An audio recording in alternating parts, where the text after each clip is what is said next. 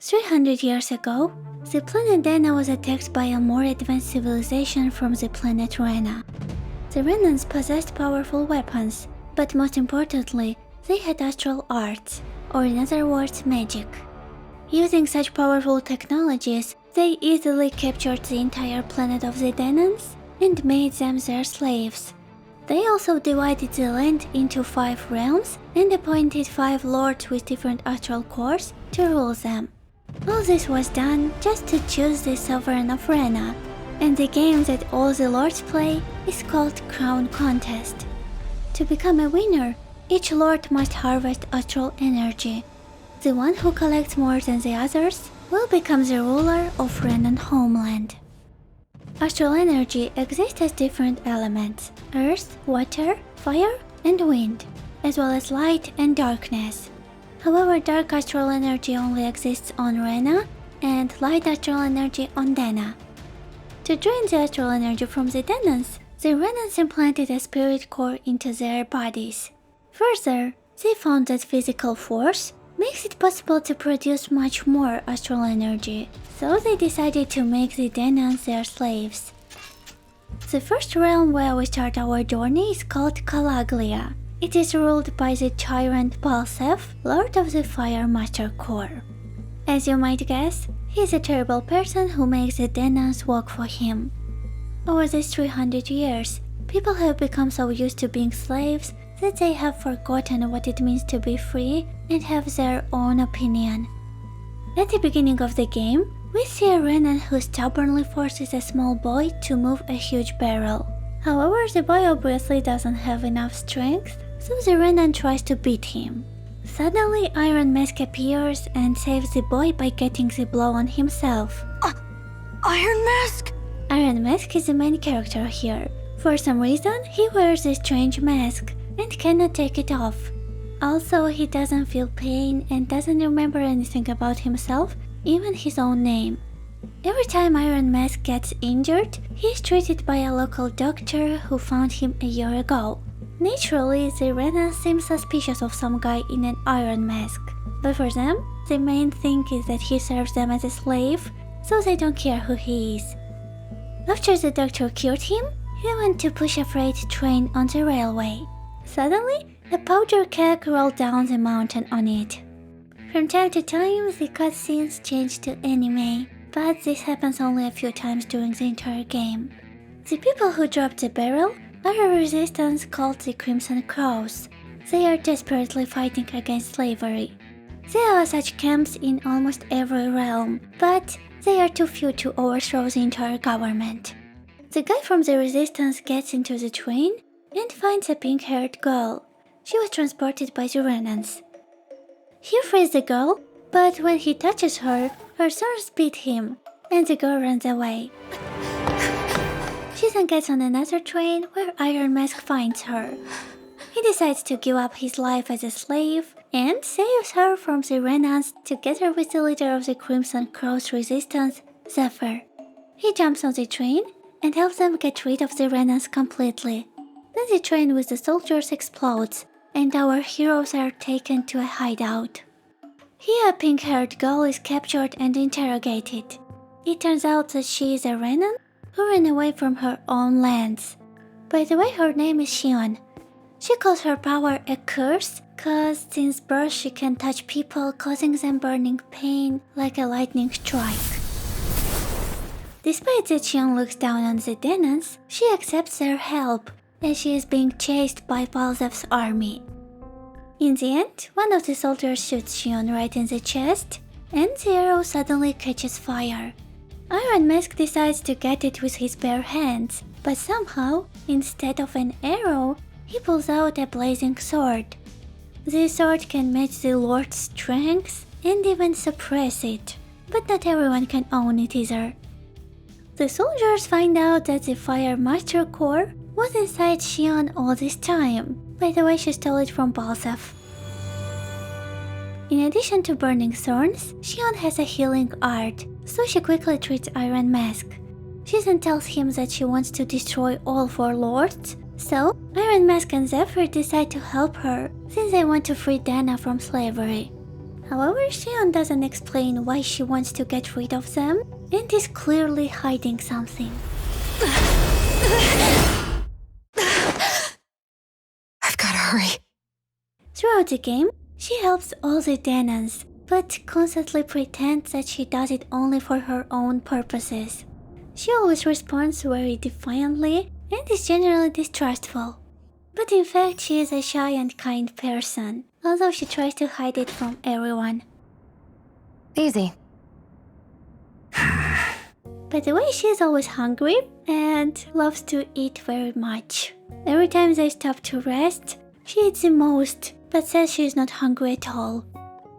Besides the Renan soldiers, there are a lot of monsters called Zeugles that were brought here from Rena. Renans can control them by using their astral arts. These monsters prevent our heroes from safely getting to each realm throughout the game. Before launching an attack on Balzef's castle, Xion finds a beautiful dress that makes Iron Mask embarrassed and speechless. What is it? No, nothing. With the help of the Resistance, they make their way to the castle, where they decide to use a blazing sword against Balzef. While the Resistance is fighting most of the soldiers, they easily get to him. When he sees Xion, he immediately begins to rejoice, since the prey has come right into his hands. As a result, Iron Mask erased his insolent smile from his face. On his last breath, Balzef hits the ground with his axe and partially breaks Iron Mask's mask. Because of this, he sees a vision in which someone calls his name, Alphen. Iron Mask! Meanwhile, Balzef decides to escape to the spirit vessel. The astral energy collected from the Daenons passes through a spirit vessel on its way to being stored in a master core. However, there was so much of this energy that it turned into a huge monster made up of astral energy itself. In the end, this monster devoured Balzef, and Iron Mask, or rather Alphen, tried to absorb it into the blazing sword. But he was unable to contain this power for a long time, so he directed it at the wall that kept the Daenons from the rest of the world and freed them the way to freedom.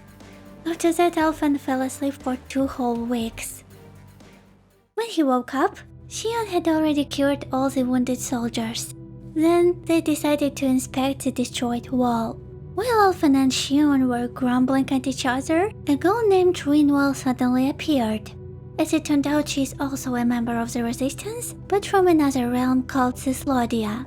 Her organization sent a group to ask for help, since Alphen and others managed to free Calaglia. But she was the only one who could get here. The others were attacked by Zeugles, so they split up. Cyslodia is the so-called Land of Glistening Radiance, and Lord Cannibald's domain. Despite its name, more than half the landmass is covered with frigid mountains and conifer trees. Also, it's always night here, regardless of the time of day. On the way to Cysloden, the capital of Cyslodia, Alphen's team hears strange noises. Unfortunately, people in this realm stopped trusting each other a long time ago. Everyone wants to save their lives, so they easily give each other up. One of the soldiers detaining civilians turns out to be Zephyr's son Law. In the battle with him, Zephyr tries to explain that he didn't try to leave him, but Law doesn't even listen. Then Rinwell intervenes in their argument, using her magical abilities, which has been hiding all this time. Nowadays, there are very few mages left amongst the Daenons who can wield astral arts. They were victims of persecution even before Renan invasion, which prompted them to go into hiding. However, most of them were killed by the Renans. Not wanting to harm the residents, Alphen hesitates to use the blazing sword, so the soldiers grab Zephyr and take him to the prison of Cysloden. On the way to the capital of Cyslodia, Alphen and his team stumble upon a strange man who single-handedly destroys many Zeugles. The guys are amazed by the strength of this man, but hope not to meet him again. Rinwell leads her friends to the leader of the Resistance Silver Swords, named Menek. He usually doesn't trust anyone at all, but For some reason, he starts acting suspiciously and immediately offers Alphen his help. The Lord of Cislodia is the only person who owns light energy. It's because he has the Light Master core. Without it, as you can imagine, he is just a regular bomb, like other Renans who cannot use light magic. By the way, Renans cannot use dark magic either. Here, astral energy is collected through the giant floodlights. In the city we meet Law, who says that the ruler of Cislodia is going to publicly execute his father. At some point, the resistance is attacked by soldiers, and our heroes have to escape through the sewers.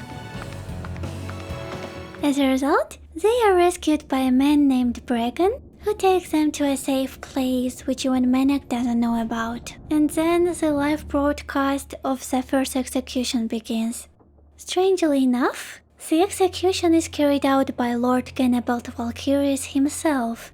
When he gives the last word to Zephyr to get the truth out of him about the location of his friends, Zephyr apologizes for abandoning his wife and child. As a result, Law hears his words and saves his father at the last moment. At the same time, Alphen's team comes running. It turned out that Lord Genebelt pretended to be Menek to lure them and steal Shion's master core. After that, he kills Zephyr, and his soldiers are trying to capture Alphen and others, so they have to escape. However, they cannot cure Zephyr, since Genebelt poisoned him with a special poison resistant to ordinary healing arts. As a result, Zephyr dies, and his son regrets that he knew almost nothing about his father and wasn't near him all this time. Knowing that Genebelt will be expecting them, they decide to make their way directly to his castle. After the trash talk, they finally begin the battle. I would tell you more about this character, but to be honest, he is not particularly anything of himself. As well as the other lords, he forced the Drenans to work for him as slaves to gather light astral energy. After the battle, Genebelt decides to use the spirit vessel against the guys. However, when the Light Master core began to absorb astral energy, Law went berserk and hit Genebelt's face, so much so that he was slightly burned and destroyed the whole light system. Thanks to this, the astral energy stopped gathering from the Drenans and the sky cleared, which means that now the residents of Cislodia will have to get used to the usual time of day. Even though Law has already avenged his father, he decides to destroy all the other lords and joins Alphen's team. The third realm is called Eldemenencia, the Land of Green. Eldemenencia harvests Earth's astral energy. Of all the 5 locations, this is the most beautiful place. Also, this is Lord Dohalim Ilkara's domain. In the past, this realm was no different from others and was ruled by another cruel ruler. But Lord Dohalim changed it when he ascended the throne 7 years ago. When we get to the capital of Eldemenencia, the city of Vicint, we learn that the residents here live happily. They are not forced to slave labor, but on the contrary, they work in peace with the Renans. Children dream of becoming like Renan soldiers, and more than that, the main guard of Lord Dohalim is Denan herself. She is Kisara. The first meeting with her was near a strange closed place, a Denan medical facility for the seriously ill. Also, for sanitation reasons, this place is closed even for guards. Everything that was happening in the city seemed strange to the guys, especially this lab, but even more strange was that Lord Dohalim sent Kisara to invite Alphen to discuss something. Naturally, the guys thought it was a trap, but they didn't have much choice since they were going to kill the Third Lord anyway, so they agreed to negotiate. They were warmly welcomed at the castle. Dohalim even offered a truce. However, Shion didn't believe him and tried to attack Dohalim, albeit with a failure. After that, Dohalim invited them to continue the conversation at dinner, and his courtier Kelzelik showed them the way. Over dinner, we learn that Dohalim doesn't care about the crown contest. He never even desired to be a lord, much less a sovereign. Before he became a candidate for the lordship, he had his heart set on the life of a musician. However, he was required to compete for the crown contest because of his high-ranking house, Ilkaras. One day, he inevitably was forced to fight with his best friend, Tarnigan. He later resorted to dirty tactics, wanting to bring his bride, Faria, to the highest ranks in Renan society. Dohalim begged him to stop, but he didn't listen. So it all ended with his death, and Faria harbored a grudge against Dohalim. After the conversation, Kilzalek showed the way to the rooms and asked the guys to leave Menancia as soon as possible. And here the weirdness begins. Alphen and Lo suddenly felt unwell. They and Shion ate the food at the table, while Rinwald didn't eat. But for some reason, nothing happened to Shion. The next morning, a cat came to the guys. It showed them the way to a secret place in the city, and they brought there a tail, Kisara. As soon as they started swinging their weapons, Kisara's elder brother Miguel suddenly appeared. He is the one who sent the black cat. Some time ago, Miguel discovered a fruit called the Fruit of Helgon, which deprives astral energy. When the Danon eats this fruit, it causes them to emit more astral energy than usual. Eating a large amount of these fruits leads to a fatal outcome. The human body gradually turns into a matter with no physical form, and when they lose all the astral energy, they will turn into the Halloween. That's why Alphen and Lo were ill that day. They began to lose a large amount of astral energy. This fruit doesn't affect the Renans, so there was nothing wrong with Shion. It seems Rinwald is the smartest of them. By the way, this fruit is found in most of Realm's food, and only the guards' meal are free of it. When Miguel tried to warn Dohalim, he was locked up and forced to eat the fruit the entire time he was in chains. As a result, he managed to escape, and rumors spread throughout the kingdom that he was trying to kill Lord Dohalim. Because of that, Miguel was forced to hide, but soon he joined the Gold Dust Cat Resistance. Unlike similar groups, its goal isn't a revolution. Their purpose is to expose the conspiracy being carried out beneath Lord Dohalim's nose. By the way, Miguel didn't communicate with his sister since she also believed in the rumors. But now, having learned the truth, she wants to help her brother, even though his death is inevitable. In the end, we went straight to Dohalim. We learned that all this time, he guessed that the rumors about Miguel were false. As a result, Miguel asks his lord to trust him and takes everyone to a closed lab where they allegedly treat seriously ill people. Oddly enough, Dohalim himself had never been in this lab before, so he didn't know that no experiments were being conducted here. Actually, the Earth's astral energy was being harvested.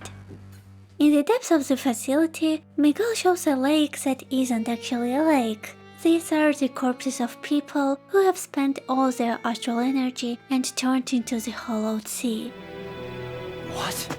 To prove his correctness to the Dohalim, Miguel eats another fruit of Helgon and turns into the Hollowing himself. As a result, Kisara's tears and cries remind Dohalim of Faria's scream, which drives him crazy. He loses control of his master core and attacks the guys. After the fight, we learn that the real reason Dohalim freed the Denans was that he just didn't want to hear their screams. Naturally, Kisara became furious because her brother gave his life for such a person. By the way, Dohalim's traitor turned out to be the pseudo-butler Kelzalik, who all this time pretended to be a sympathetic Renan. In fact, he hated Denans and dreamed of killing them. Furthermore, he serves another lord, so he was stealing the astral energy of people for him. After a fight, Dohalim suddenly appears.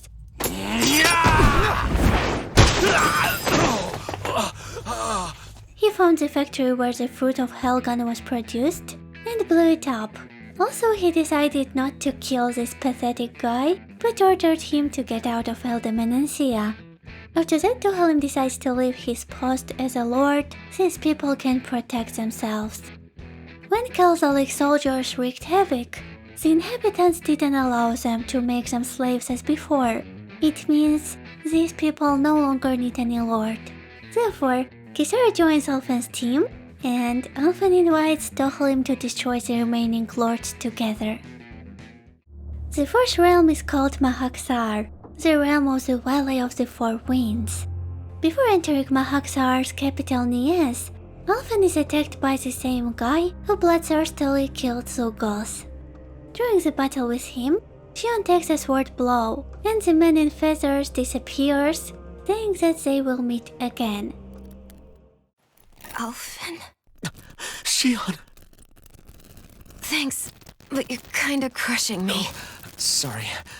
After arriving in Nias, the guys find themselves in a defeated city. As it turned out, the people from the Dark Wings resistance were able to defeat the local lord with her own weapons. After meeting with a leader named Edaim, we learn that first, he's an arrogant man who fancies himself a king, and second, they couldn't manage to finish off the lord cause she ran. Shut up, Bright Eyes! The whole reason you're fighting is to free the Danans in this realm, is it not? If Shut so, your then... mouth, witch! That's enough! Then, this wild man decided to deceive the guys, saying that most likely she was in some castle nearby, so they went there. However, the castle was empty. Xion finally decides to share the true reason for wanting to destroy all the lords. All her life, she lived in suffering because her thorns didn't give her peace. Because of them, she had no friends, and the other Renans looked down on her, despite her high position in society. For the same reason, they have experimented on her, so she decided to leave her homeland. To get rid of her curse, she decided to destroy all 5 lords and get their master cores, which together will turn into the Renas Alma. The Renas Alma is the ultimate core, said to have been born of the 5 existing master cores. Legend tells that it is bestowed upon the winner of the crown contest when they become the new sovereign. After Xion shared her story, the guys supported her and promised to help her, after which they went back to Nies. Thank you. Meanwhile, the inhabitants of Nies caught the 4th Lord Almeidrea Kynaris and were going to burn her. As soon as they started shouting, "Burn the witch!", the emotions became stronger and caused the release of a large amount of astral energy. The guys immediately guessed that it was the fault of the fruit of Helgon that was mixed into their drinks. Alphen then tried to stop the dime, but he didn't have time, and when he set fire to her, all the people turned into the Hollowing. Speaking of the witch, she didn't actually burn up. It was her plan from the very beginning. She allowed herself to be captured so she could rile up the Danans into a frenzy and rob them of their astral energy. By the way, she used Menancia as a testing ground for the fruits of Helgon before using them here. After that, Almeidrea absorbs all the wind astral energy and Rinwell loses her temper. It turns out that Rinwell was burning with the desire to destroy not so much all the lords, but this old witch, cause she killed her parents when she was little.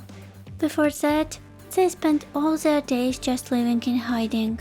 The thing is that Almeidrea found the existence of Danan mages and wanted to steal their knowledge and techniques just to become stronger. She also forced the Danans to build a huge ship for her, on which she quickly escaped. But for our heroes too, there was a good ship and a kind man named Mahavar who agreed to deliver them directly to her. When we make our way to the Almeidrea ship, we find the spirit vessel and the red-haired witch who was waiting for us. She summons the dragon and climbs on it herself, after which the fight begins. After the fight, Rinwell can hardly contain her anger, but decides not to kill Almeidrea. At that moment, a man in feathers appears. He is the 5th lord from the kingdom of Genethharas, the lord of water named Walran. Years ago, the lord of Genethharas met a sudden death, and his successor was Walran himself. Almeidrea starts asking him for help, but he just finishes her off.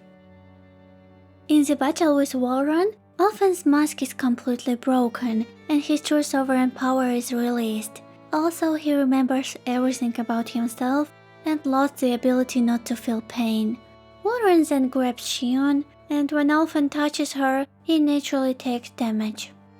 In the end, a frustrated Shion gives up and Walrun kidnaps her, after which the ship sinks.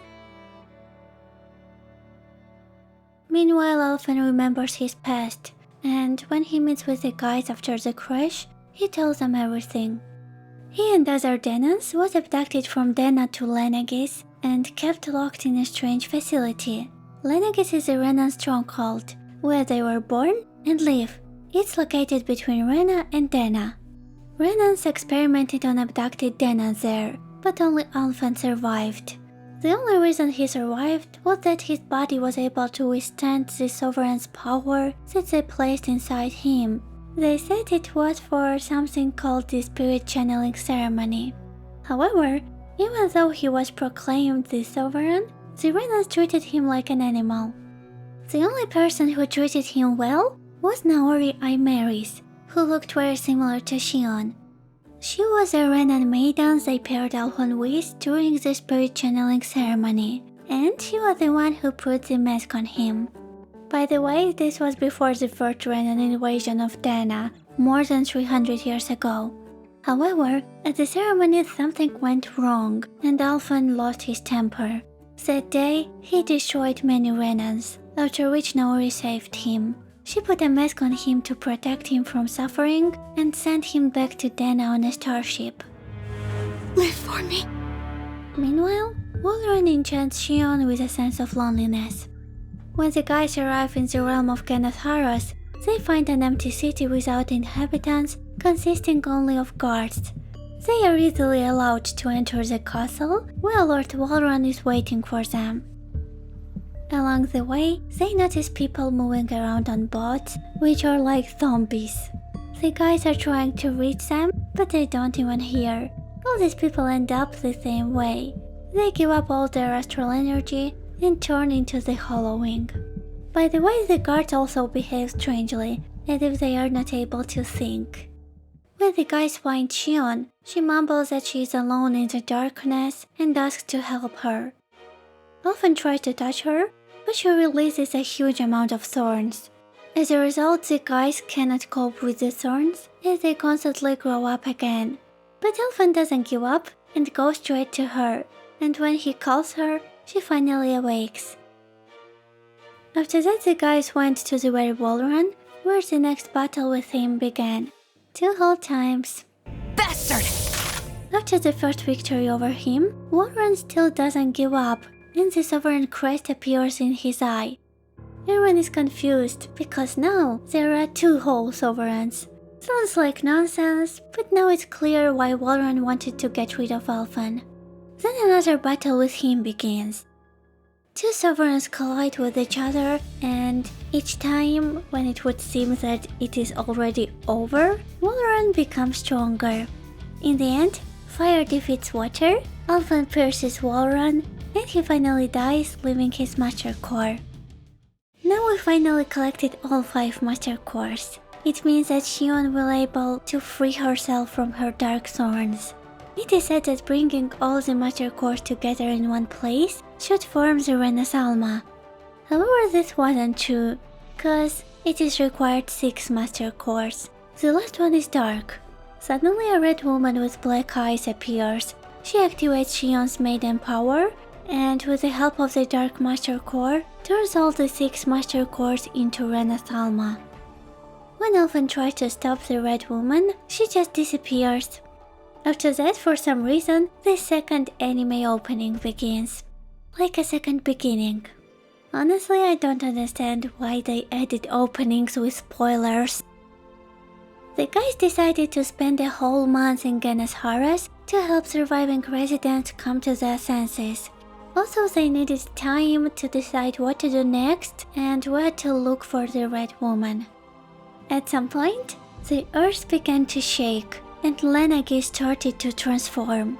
5 strange objects dropped from the sky and abruptly began to drain astral energy from Dena to Lenegis. The guys decide to go to one of these objects to understand what is happening. On the way, they meet Mahawar, who was able to survive after the shipwreck. He has patched up his ship and is ready to sail again. As they sailed to one of the objects, Rinwell suddenly began to hear someone's voice calling her to go inside. Strangely enough, this voice didn't seem like a trap to her, so they decided to get inside the wedge. Inside, a monster similar to Zoogle was waiting for them. When they defeated it, some bright light appeared. The guys decided to enter this light and heard a beautiful voice that Rinwell had heard before. That was Dana's astral energy.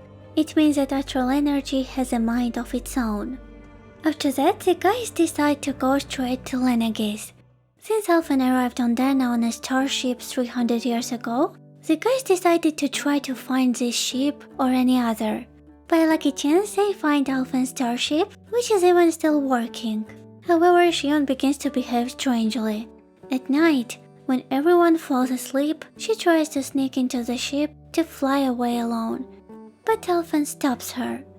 She somehow suppresses her thorns with her maiden powers. Stay out of my way.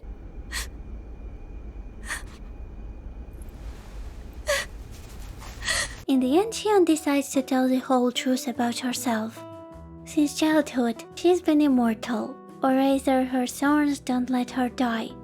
Other than that, she saw a vision of oblivion, the darkness that consumes everything. Moreover, the Renasalma would help her to get rid of thorns, but in the end, she would die without them. Therefore, all this time she wanted to die to get rid of this curse. But when she met the guys, she didn't want to die anymore. In the end, they decide to help her, find another way to get rid of her thorns, and save her life.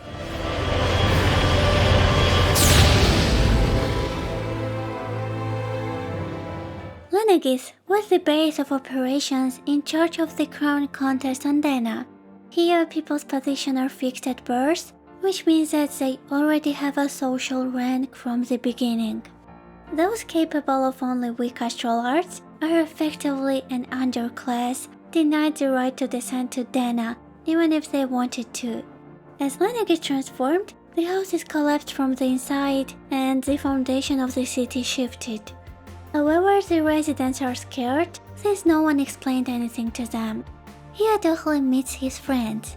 In general, all residents of Lenegis know Lord Dohalim and are surprised that he has returned here. Also, he meets Faria, who has hated him all these years. When meeting her, Dohalim didn't dare to tell the truth this time. And when the guys went in search of Forbidden Zone, the Red Woman appeared next to her. Forbidden Zone is a place that only Sovereign can enter. Previously, the Dark Master core was stored inside, and its existence was kept strict as secrecy. When the guys reach the Forbidden Zone, Alphen opens the way with the help of his sovereign power, and they'll see Naori several memories related to the spirit channeling ceremony. During the ceremony, at some point, Naori realized that the astral energy is alive, and all this will end in oblivion. Suddenly, dark thorns burst out of her, and Alphen's forces are out of control. It means that if Xion's thorns are made of dark astral energy, just like Naori's, the oblivion is exactly what the Renan astral energy's will is wishing for. Next, we find experiment records about Crown Contest and Sovereign. According to these records, for all 300 years, there have been only 2 Sovereigns. Not only Alphen, but Walran was also abducted from Dana, and they were the only 2 subjects on whom the experiment was a success. It means that none of the winners of the crown contest were ever crowned sovereign after all. However, it has now become clear that Walran has gone crazy with a desire to be the only sovereign and rule the whole world. In another memory, we learn that even though the spirit channeling ceremony failed, and Alphen destroyed many Renans, Naori promised to return him to Dana. Then she put a mask on him and put him to sleep in the starship. The mask itself is a device that restricts people's mental activity. It was developed to pacify prisoners. Even though the chance of surviving hibernation was less than 10%, and long-term use of the mask carried a high risk of damaging his mind and nervous system, Naori decided to try. Well, we already know the continuation of the story. After that, Faria appears in front of the guys obsessed with the Red Woman. She summons a monster that attacks Alphen and the others. After destroying it, the Red Woman tries to use the powerful astral arts again, but Xion shoots directly at the Master Core and saves Faria. At that moment, their mutual friend Avakir comes to help. As it turned out, he heard Dohalim's words about what happened many years ago and decided to follow Faria to tell her the truth. After that, the guys find a venue for the spirit channeling ceremony. Here they use their sovereign and maiden powers and see Naori's last memory. In this message, Naori says that the maiden role is to control the sovereign, but she couldn't cope with her task, which led to the death of several thousand people. However, if she had not done so, the world would have disappeared. Also, she never got rid of the thorns, and the Renas Alma disappeared altogether. Naori apologized for not being able to do anything else, and after the message, she left the clothes they wore during the ceremony 3 centuries ago. Now, all that is left to free Xion from her thorns is to find the Renas Alma. Meanwhile, the Renas Alma turns out to be with Walran, who somehow survived, again. Moreover, he was able to run the spirit channeling ceremony without the help of the maiden. At this moment, the Red Woman appears, or rather 3 Red Women. They transform into their true form, and Alphen guesses that they are the true rulers of Rena. After the fight, Alphen tries to steal the Renas Alma, but it turns out that Walran is conscious and can even move. After a meaningless conversation about how Walran wants to be the coolest in the village, he tries to touch the Renas Alma, but suddenly another Red Woman appears. She grabs the core and disappears, after which the whole structure collapses. When the guys run away, Xion stays behind, but at the very last moment manages to join them. And Walran burns into the fire. At the same time, Lenegis' core reactor got damaged, which caused residents to panic. By the way, Faria learned the truth from Avakir that her groom took a dirty step to win in a fight with Dohalim, so she finally apologized to him. To calm people down, Dohalim decided to speak in front of them. He promised the residents to return and take responsibility for them. Then the guys decide to go straight to the planet Rena. However, the Red Woman didn't allow them to do this and teleported their starship away. Meanwhile, a ray was formed straight from Rena, which flew through Lenegis to Dena and started to absorbing all of Dena's energy. Thus a flower bloomed out of Rena. Then, something began to pull the ship towards some strange object in space. This place is a celestial base that drifted here by accident. Besides, it's very similar to Lenegis. Here they find a creature similar to the Red Woman in their real form.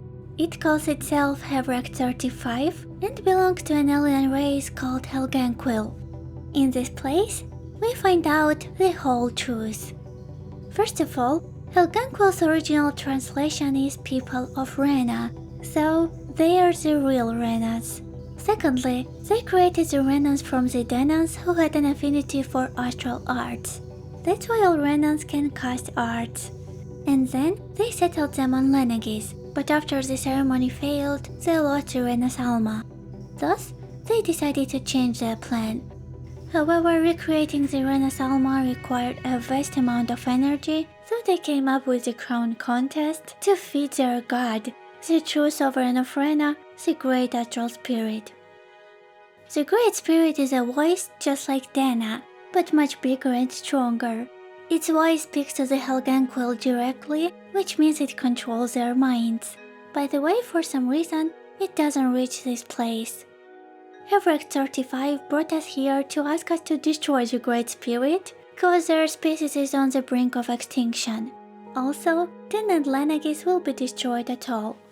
Except for this alien, there are several Renans on the station. they've been here for a very long time. Originally, this station was where they worked to perform maintenance on Lenegis from the outside. At first, they thought there was nobody else inside the facility, but then it turned out that Hevrak 35 was there all along. The thing is that Helgang will have the technology to cloak themselves around Renans, so none of the lords noticed the Red Woman, although she always kept an eye on what was happening on Dana. Besides, these Renans couldn't leave this place since they already know the truth, otherwise the Red Woman would brainwash them. By the way, it looks like these Renans have completely gone crazy while they lived at the station for a long time. They are not only calm about what is happening, but also admire the Helgang quill. In the end, the guys decide to go to Rena and hold the ceremony right on the flower where the Great Spirit's core is supposedly located. However, Hevrak 35 mentions that the easier way to destroy the Great Spirit is to seal it in the maiden's body and then destroy it with the Rena's Alma. This option means the inevitable death of Shion.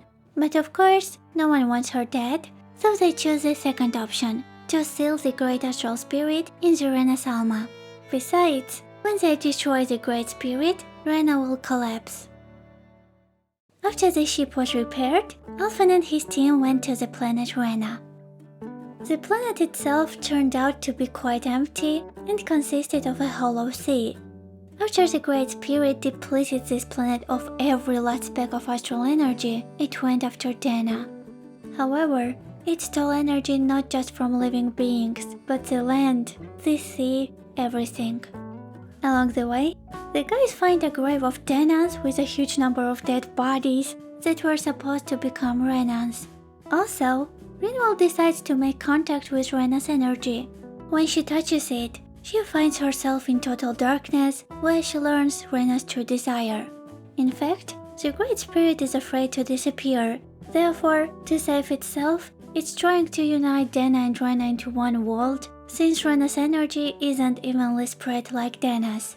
And since Shion's thorns are part of the Great Spirit, this explains why no one could touch her. They were just trying to protect themselves. Eventually, the guys found the core of the Great Spirit. It took physical form and began attacking them. After the battle with this monster, it escaped to some strange place where it took a different form, but this time it was defeated. After that, the Rena's Alma appeared, and Alphen and Shion started the ceremony. However, Walran somehow survived again and came to steal the Rena's Alma. This guy is too stubborn. Meanwhile, the Great Spirit started reviving itself, so Shion was forced to seal it in herself. Walran is generally some kind of strange person. The Great Spirit tried to control him, so he decided to destroy Alphen and his company with the help of the Rena's Alma, just to be the only sovereign. However, in the end, he turned out to be too pathetic. He refused to accept defeat and destroyed the Rena's Alma. By the way, it's not entirely clear here. Maybe he just ran away with it. In any case, the Blazing Sword has a similar power as the Rena's Alma, so Shion asks Alphen to destroy the thorns before the Great Spirit breaks free. It means to kill her. At that moment, Alphen notices that the path Dana's energy flowed through is still open, which means that they can use it to call out to Dana's will. If all of Dana thinks of saving them, it will become the will of the planet itself. Alphen then utters the words that he wants to save Shion and Rena too. Thus, the desire of each Danan turns into energy, which is collected and sent straight to Rena. In the end, Alphen pierces Shion's thorn flower and frees her from this curse by destroying the Great Spirit. After that, they are kissing. But this is not the end. After the credits, we see that Dana and Rena have become one. Our heroes were teleported back to the planet along with Alphen and Shion in turn became an ordinary person able to touch and hug other people. At the very end, Kizaru began to do her favorite thing, fishing. Law apparently began to help the residents by killing monsters. Rinwell probably began to record the history of her people, and decided to share her knowledge about mages. Also, it seems that all the guys continue to be friends. I guess Dohalim and his friends began to teach music or something like that. And Xion and Alphen began to live happily as husband and wife. That's it. Thank you for watching. If you liked the plot, then I advise you to definitely play this game. Don't forget to subscribe to my channel if you want more story explained. And if you have a desire to support this content, you can become a patron. See you next game.